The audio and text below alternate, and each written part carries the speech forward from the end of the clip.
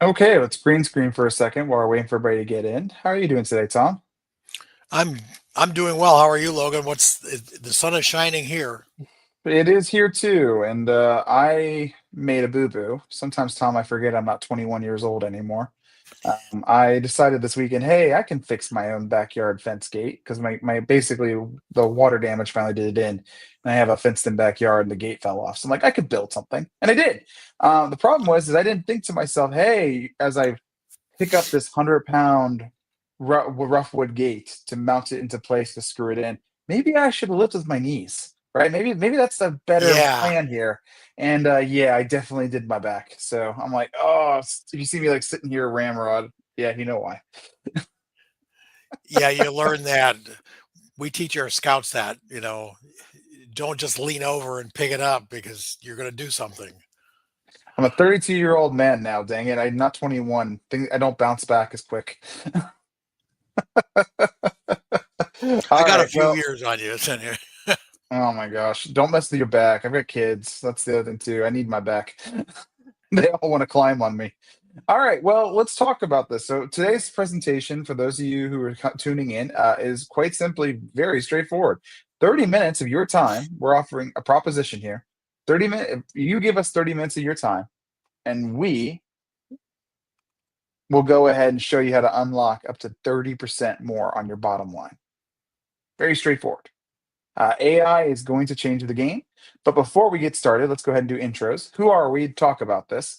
Well, my name is Logan Edmonds. I'm the Chief AI Officer and founder of ScaleSite AI. I'm also the Chief, as my banner below says, Security Officer of TTS Cyber. I stay busy.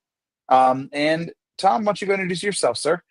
I am Wetzel and Associates, which is a consultancy for the independent insurance agency system, and with a specialty in artificial intelligence and cyber crime and cybersecurity. I've been doing this for a long time. Yeah, AI. Okay, so one of the reasons we put this together, I think, and you agree with me on this, is everybody's been telling everybody and their mother, you got to use AI in your business. You got to use AI in your business, or you're gonna be put out of business by the competition. Like that seems to be the overarching thing. But when you ask for tactics, right? How do I use AI in my business? I get a lot of marketing firms that are just go check out this webinar or use ChatGPT to write your emails. It's not specific, right? It doesn't get into the weeds because the honest truth, before we go anywhere, I think we're both in 100% agreement here is AI will change the world. It will change how businesses run and it will change where value is being found in terms of companies in the economy. Do you disagree with that statement? 100%. And it's going to change for agents. AI is not going to put you out of a job, but it's going to impact you if you don't embrace it and understand it and how to use it securely. So, well, let's pause there because I think we hear that a lot. We hear a lot of FUD, and I do believe, by the way, I don't think it's FUD. I think it is absolutely true. The statement I like to tell people all the time, and for those of you who think this will be another webinar about how AI is going to take away my job, no, AI is not going to take away your job. You know who is going to take your job? John Smith down the street who uses AI, who can do three to times the amount of work that you can for the same salary. Exactly. That's just economic 101, guys. I'm sorry. If someone can output three times the amount you can for the same price, good business leadership is always going to hire that guy. And that's the world we're coming to. So we have to embrace AI because AI is going to revolutionize productivity. So let's go here first. Productivity, efficiency. That's the name of the game. If you've been in business long enough, you know that they're one of the cool buzzwords is how do we get more efficient? Um, I would say that question is more pertinent now than it's ever been. We're in a world right at this moment where it feels like every single person and every company is expected to do 10 jobs. There is pressure you're feeling stretched too thin. Your cash is tight because cost of goods are rising, inflation's rising. Time is tighter, there's not enough hours in the day, and the competition is getting more effective, right? There is more pressure than ever if you're a small business or medium-sized business to be competitive, which means you need to output more, you need to do more, you need to actually get in front of your competition. But you're also in an economic situation right now for most companies where you don't want to add unnecessary headcount. You've never been in a better in terms of more pressure, I think, maybe with I don't even think COVID put this kind of pressure on businesses because it was so short. There's never been more pressure, in my opinion, to keep headcount flat and stay lean in a small business environment. People are trying to figure out more without hiring more because money is tight, profits are tight, cash flow is tight. Do you disagree with any of that or have anything to add on to that, Tom? No, absolutely not. You're spot on, Logan. Yeah. And so we have to ask ourselves, what can AI do? So when first off, let me talk about Industry 4.0, the industrial revolution, and sort of how the meta works, right? So we've gone through multiple industrial revolutions at this point in the last 200 or so years. And most experts would say that we are towards the end of what's called Industry 4.0. So think of the different stages. The locomotive steam engine was one, right? The industrial line was another. Hey, let's get the industrial sales line out and produce cars in factory. Um, the industrial 4.0 for the industrial revolution, think big data, think IoT, Internet of Things, right? Smart connected devices. You think more automation in factories in terms of like robotics. That's pretty well understood. But most experts actually, a good chunk of them would say, AI is not Industry 4.0, Tom. AI is Industry 5.0, which is all about augmenting the human. It's less about replacing or working around the human and more about augmenting the human. And it's here, to be clear. It is absolutely here. Some stats we just talk about from Reuters and Business Insider. 40% of US small businesses are using AI tools in 2024, more than up in 23% in 2023. That's almost double in a year's time. 91% of small businesses believe AI will drive future growth, and 77 businesses, if you go out there and talk to them right now, are planning to adopt new technologies, including AI, to revolutionize their business. 3 out of 4 small businesses are experimenting with AI right now. They might not publicly acknowledge it, but if you go around your staff at the moment and say, "Hey, honest, you're held to the feet to the fire. Are you using AI to do your job at the moment? Are you using ChatGPT to answer your emails? Are you using some kind of AI tool to make your life?" Most employees in most businesses right now will raise their hand. They're using AI at some level. I mean, they've Gemini. They just put Gemini on my phone in an Android ecosystem. I can literally just ask Gemini to do stuff right now. And 83% of the growing businesses are leading the adoption. Businesses that are winning, at 83% of them are adopting some form of AI. And some examples you can see, JP Morgan in the last year announced it used AI to prevent over a 1.5 billion with a B in fraud losses that it normally would experience. And to get more granular, let's talk about Three Men Movers, a Texas-based moving company. They integrated AI-driven cameras to detect distracted driving and also to optimize real-time routing on routes and roads.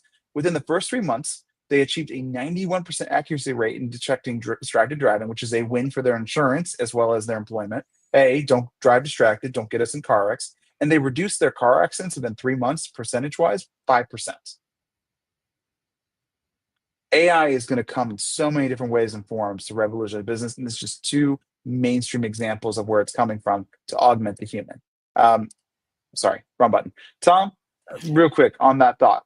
What are you seeing as you go out and talk to agencies right now? What sort of revolutionary technologies are starting to rear their head? And you're starting to see businesses wrap their heads around, hey, we need to adopt this, and especially in AI. Well, agents are a little bit more cautious. I mean, they're all trying it, particularly ChatGPT, and I know agents that are keeping ChatGPT open all day. Just, well, I need to ask it a question, or I need to create a blog post, or whatever it is. But they don't have any sense of, am I getting the biggest bang for their buck? They're making some improvements, but there's a nagging feeling, am I getting the biggest bang for my buck? Am I protecting myself digitally? They're starting to understand that you have to use AI securely, but also smartly. You can't just try something. And the question I get across the country is, which tools should I be using? And And I that is always, the wrong question to ask, 100%. absolutely, absolutely. But that's what I'm getting bombarded with. Yeah, if you're just using AI to write blog posts and social media posts and answer your email, you've not even scratched the surface of what AI can do to revolutionize your business. That's like telling a 2-year-old, hey, you can go drive a Ferrari 747, or not Ferrari, not 747. I was Boeing 747. Sorry, I had Ferrari in my head and I switched to Boeing. A Boeing 747, and they just want to play with the little finagle, the little icon hanging on the mirror of the Boeing, right? Like, wee, look at the thingy. Like, you've barely touched the massive engine that's going to put it at your place. So some areas we are seeing on a strategy level, AI winning. And just for those of you who are sticking on here, at the end of this call, we're going to give you 9 ways with 3 tools that you can do any one of the 9 ways, and you can put ROI into your business right here, right now using AI. So if you stick on with us, we'll give that to you. But to give more specific, there, obviously we talked about the basic. In my mind, when you're doing business strategy, there's an order of operations of what you can delegate, and there's a natural sequence that flows. Even before AI, when I was delegating to other team members, the first one is always administrative. Admin is the first thing. If you're a founder or a business owner and you want to get rid of something, you always go admin because it's the most routine stuff. What you were just talking about, Tom, definitely fall in the admin camp, right? Hey, write an email for me. Hey, write a blog post for me. Help me figure out how to word something. Like, this is an administrative thing. And that's fine. That's a natural sequence. But again, that's just one department of your business. Service delivery. Let's go there, right? You're providing a service to somebody, whether a product, a widget, insurance, whatever. There's stuff you have to do on a routine basis to provide that service. A great example of that is one of the things I have to do regularly, Tom, is draft client reports. Hey, where is everything at the end of the month? Where are we at on certain things? Summaries. Hey, this is what we did for your account, or what what what ROI you're getting out of our tool, our widget, our service. Generating AI delivered training, onboarding, and help desk content to help users better self-service. If you're in the SaaS ecosystem, one of the biggest drains on your service delivery is customer support and answering, I thought this thing could do X. AI can help a lot with preemptively generating content to train your user base to actually know how to use your tool and widget better. Sales and marketing. Not nope. I am not just talking about social post generation. AI is actually really good, Tom. And this one I know will hit you hard. SEO optimization. If you tell AI, any one of the AI models with the right prompting, hey, help me get my SEO game to the next level. I've done that. You'll see results really quickly. It can be a very good marketing strategy. It also is really good at qualifying and scraping lead gen. If you're an insurance, for example, and you're a producer, you're supposed to be producing leads.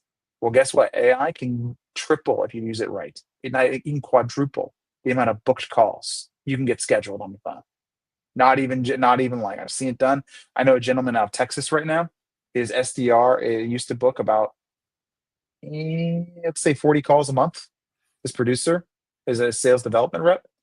Using AI, he booked with his new process that he worked together and he worked hard on it. He booked 31 calls in 1 week.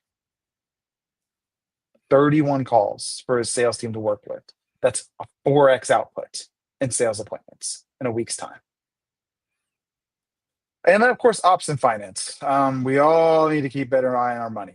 If you're in business, you know how quickly money gets spent as much as you make it. And at a certain point, especially if you're trying to scale your business, it's very easy to overspend before you realize it. AI can be better at tracking where your spend is going, summarizing KPIs in terms of, hey, this is your budget. Are you on budget? Making sure that your cash flow is on track. This is things that everyone already knows how to do when they run their business at a certain level, but AI can automate it for you. So those reports, for example, that normally I'd have to go into QuickBooks and I'd have to, assuming my bookkeeper kept track of everything correctly, have to select the report I want and this report here and that report there and that report there. With AI, I can just ask it, hey, what's the current up-to-date status of my cash flow? And I've seen people do that and it'll generate reports on the spot right there for them. Super useful. These are just generic examples, but do you have anything to add to that, Tom, in terms of what we just discussed on that? Well, agents, no. In the short answer is no. I mean, agents are still trying to get their hands around what is this AI tool, and um, and they're being bombarded with pitches from vendors saying, use my tool because it's going to do all these wonderful things. It may at some point, but what we're trying to figure out is how can you get your arms around this whole AI process and choose the tools that can do the most, can be most productive for you and solve the problems that you really want to solve. That's the other thing that I tell AI agents about. If you're going to use anything, any tool using AI, know in advance what problems you want to solve. What are your pain points? Then Mm. then move forward from there. I would say that this is a good example of what you can go wrong with AI. So, first off, let's paint an analogy. This is not the first time we've gone through something like this, unfortunately. This is a huge meta. When the Industrial Revolution came for the assembly line, one of the things we saw as a net gain for humanity, the assembly line did more good than harm. I would make the argument for it. It produced more goods at cheaper scale. But one of the things that a lot of craftsmen struggled because before the assembly line, how were goods and commodities made? They were individually craftsman level, right? You had blacksmiths, you had tailors, you had what do you call cobblers for shoes, like, and they were produced with the quality of craftsman's pride. And what assembly line did is it basically destroyed that entire industry in terms of hey, the jobs were lost. Shift did happen because goods that consumers wanted were really produced more cheaply and at larger quantities on the assembly line. But there was a transition there. And way I Right. paint this analogy right now is we're at that transition point where the craftsmen and we're starting to be told, hey, you need to get in front of this assembly line thing because it's going to be the future. And they're going, well, how would I assembly line my boutique handheld thing? It requires some innovation, but more importantly, it requires strategic thought. Ab- Th- yeah, go ahead. think strategically. Yeah, That's the first you thing that I emphasize. you as the CEO, owner, co-founder, whatever, have a responsibility to learn how AI is going to use because it is going to shape your business and it's going to rework how you deliver your service in your business. It will happen. And so what you need to look at when you look at AI is strategically, am I building for scale? Am I building a foundation that I can not only support my current employees and my current business model on, but as I grow, will naturally grow with me?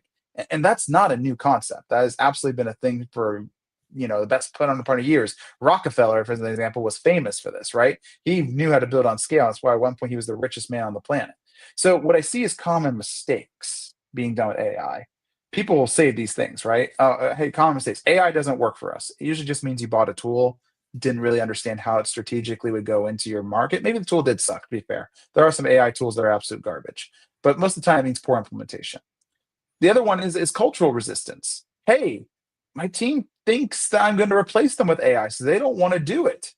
Well, here's the sad truth. I'm going to say this, I'm going to say it again.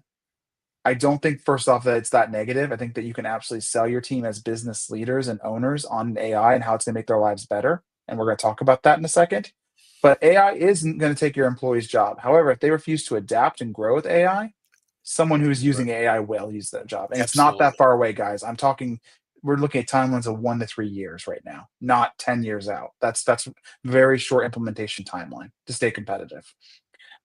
You can, however, sell people, and I would recommend that. You're not replacing them, you're augmenting them. You are freeing them up. A great Exactly. example of this, a great example of this. In my schedule, I audit my time, Tom, because I'm a founder of a company. And I have a variety of tasks that I would value at different levels.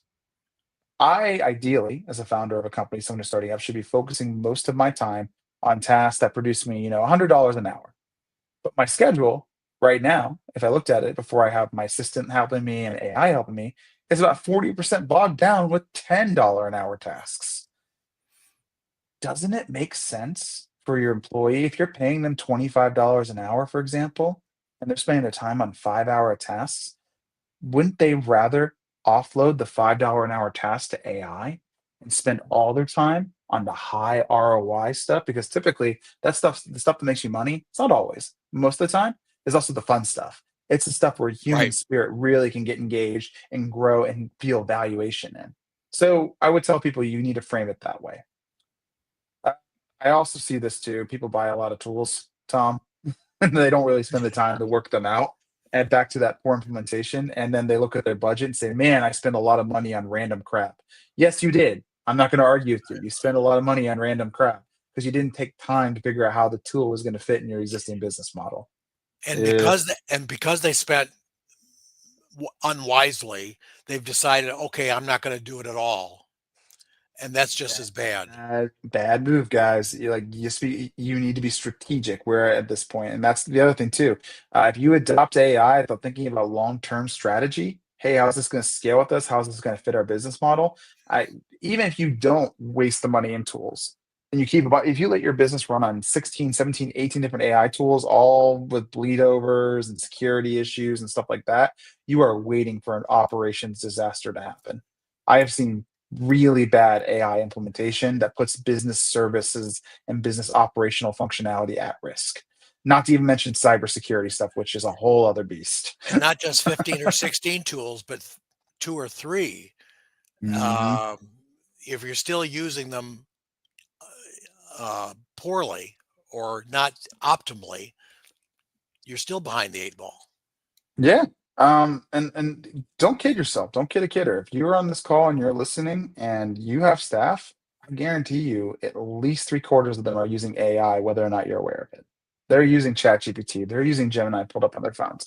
So you have two options in that regard, what we're talking about. Get in front of it and dictate, back to the policy thing, what AI tools are familiar with our business and work well, what our employees should be using versus what shouldn't be. Or you can let your employees figure it out themselves, which last time I let my employees figure out how to scale my business by themselves, it didn't go so great for me, Tom. How about you? Yeah, and agents, I still hammer home the absolute necessity of creating a governance policy for AI. Large corporations have it, small businesses not so much. And I can't tell you how many agents have told me, "Yeah, we're using ChatGPT. Do you have a governance policy for your employees?" No. Do you dictate what you expect them to be able to put into the Ex- AI? Yeah. yeah. Are they putting However, policyholder information into the AI? Because that's definitely not legal. Like, how is that going to come back on you? exactly. And particularly, even if you have a written policy, you have to monitor it because in an agency, in any small business, everybody's multitasking. They're doing many different things, Hmm. and it's easy enough to make a mistake, and that can cost you. Yeah, and if you're even if you're a startup, right? And I know a lot of people who have signed up for this call are in that startup camp. And let's talk about that for a second. The name of the game is changing, but it's not necessarily a bad thing. Guys, with AI, you can focus on the employees you do have of enhancing their experience. One of the number one things I've seen companies do that is a mistake, startup or otherwise. Oh gosh, we're running really hot. Oh gosh, we feel uncomfortable instead of looking at the business strategy as a whole and saying where can we squeeze the utmost efficiency and really optimize our resources, we just haphazardly hire. And I am not a proponent. So first of all, I'm a proponent of the human decency. Like I do want to see people succeed. I want to see people have jobs. I want to see, career value. What I'm not a proponent of is just hiring willy-nilly all over the place with no sustainability path in mind. Like one of the things that we try to do here at TTS is when we hire someone, we try to make sure that we have a 6 month vision, that we can sustain their role, the current business operations, cash flow, and work for at least 6 months. Like we can't predict the future, but that's one of the things we do when we say it's time to hire. If we're not there, or we don't think the need is great enough to justify that, we're not ready to hire. Um, AI can really help you optimize your existing workforce and getting them to the point where they're working at 100%, 100% efficiency. 100% efficiency for humans is unrealistic, but they're working at peak proficiency on Right. things that actually matter to your business, as opposed to, well, I'm going to spend 2 hours today organizing my inbox. And how much do you get paid per hour? Wow, you make $60,000 a year. That's $60 to And sort that email increases into job chat. folders. It increases job chat satisfaction. I'm Hmm. I hate managing my inbox. That's the other one. yeah. I hate that thing. Like Join the club. I that someone told me I was talking to a VC person, venture capital person recently. He's like, yeah, about 25% of my job is organizing my inbox, and because he's like talking about a lot of people look at venture capital like it's this glamorous thing. He's like, not really. This part sucks. The other part is just trying to text all the founders I'm trying to get a hold of all day. I'm like, so you manage an inbox, an SMS, WhatsApp, and email for like 60% of your job. Yeah, that sounds like that's terrible. So, okay, I promise I'm going to deliver. We've been high level on this call. You want specifics? We got you. So, with this QR code, we have put together a 2 page guide of 9 practical ways you can put AI in your business right now to start producing ROI, along with a list of 3 different tools. Because we're tool agnostic here at Scale Site. And I know you are tool, Tom. We're tool agnostic here. 3 different kinds of tools you can use for each example to accomplish the goal. Now, your mileage may vary. You've been warned. There is an element of strategy to implementing AI. And if you don't do the strategic part, you just say, I want to buy the widget and I just want it to be taken care of for me as the business leader, you're in for a rough time. AI is going to become a business leadership responsibility. It just is. And also, too, it's going to be on the business leaders. One of the things that you're going to start needing to teach, you need to teach yourself, you need to teach others. I posted earlier today, Tom. I'll take out my suspender. Sorry, I messed up my back, guys, for those of you who turn on the call. So I'm going to take a little pressure off that. But one of the things I posted about today, and I really liked it, is when we developed our current education system in the United States here, and you probably know this story. Um, Rockefeller, John Rockefeller, forefront of the last industrial revolution, the assembly line revolution, he was a big part of this.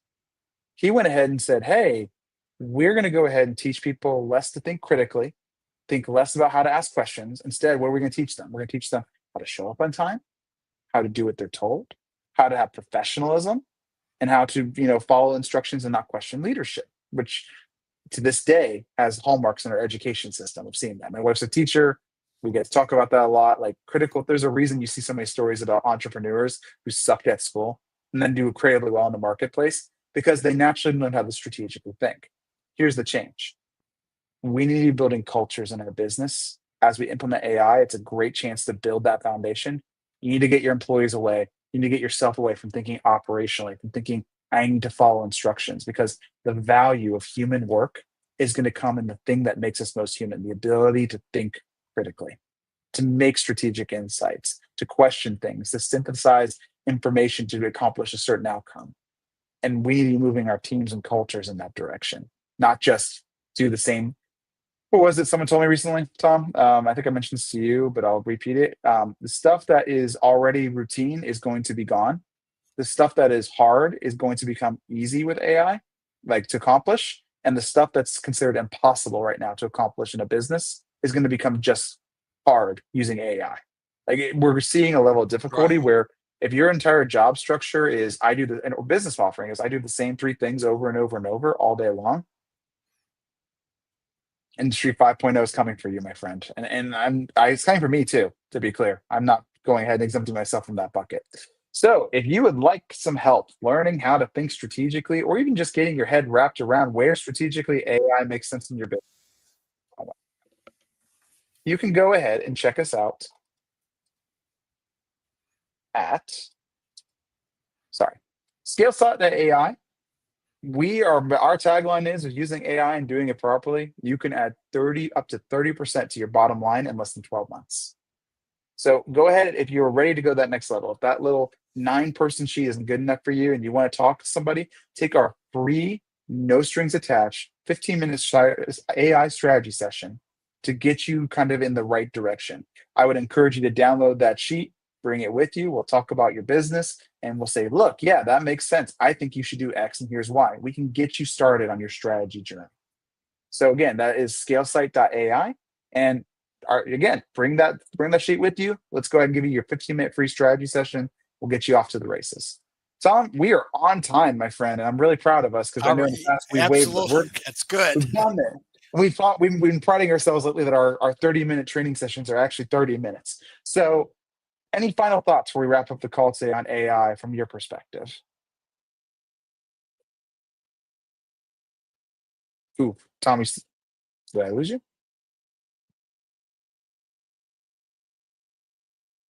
I think I might have lost them. Let me check my audio, make sure it's still working. It says it's still working. Tom, we lost your audio.